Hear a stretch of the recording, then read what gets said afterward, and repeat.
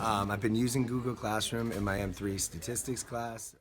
Every day we're able to use it. I have questions that I do ask at the end of class and at the beginning of class for exit tickets and to see if they retain the information from the days before.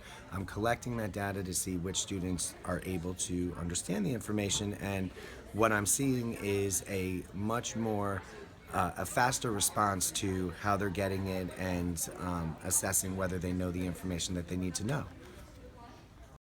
Alright, a lot of my teachers are using Google Classroom, which I think is really helpful. BYOD is helpful because we use Google Classroom and Google Docs a lot more.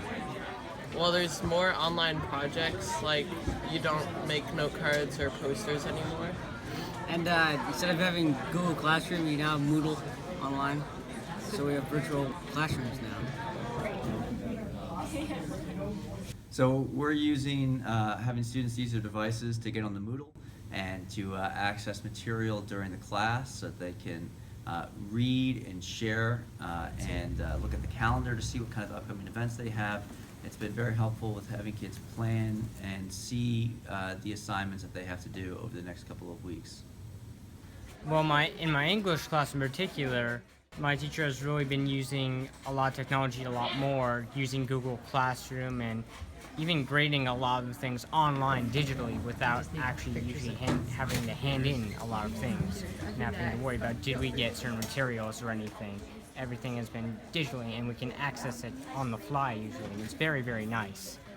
One thing I like about BYOD is that I'm more organized because I can use things like Google Calendar and Google Classroom to keep track of my work. Homework has been a lot easier to manage. I don't have to worry about loose leaf papers everywhere because we have Google Classroom and group chats and all that, which makes it a lot easier and more organized. So Mr. Doyle has given us an online textbook, and it really helps because you can use your device in class and like look at the problems without bringing a textbook, so that's helpful. My math tests are online now. We are using BYOD to print a little bit less in the classroom, be a little bit more green, especially where students can show each other art, they can zoom in, they can see more detail than they could in a print. So that's one way that we're using BYOD in the classroom. My process journal for English is entirely online. We turn it in at the end of the quarter, so there's actually a paperless system now for English. In math, we have this really cool thing called Desmos, which is... It's a graphing website website where you can draw graphs and it'll draw graphs for you. And it has cool pictures and stuff, so check it out. It's really helpful. Yeah.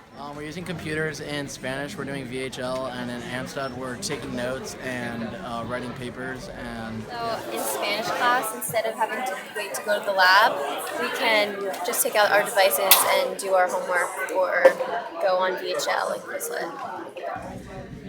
So using the BYOD makes collaboration easier and quicker because we're all already on our devices. It's easy to share documents quicker, so we don't have to like pull a laptop out or have the cows or anything like that. So after school we have a book club, and we've been using the computers to gain access to other schools and have a virtual online book club with like 3 other schools, and it's been really cool because we can see everybody face to face instead of over the phone or having them travel states to come and meet us.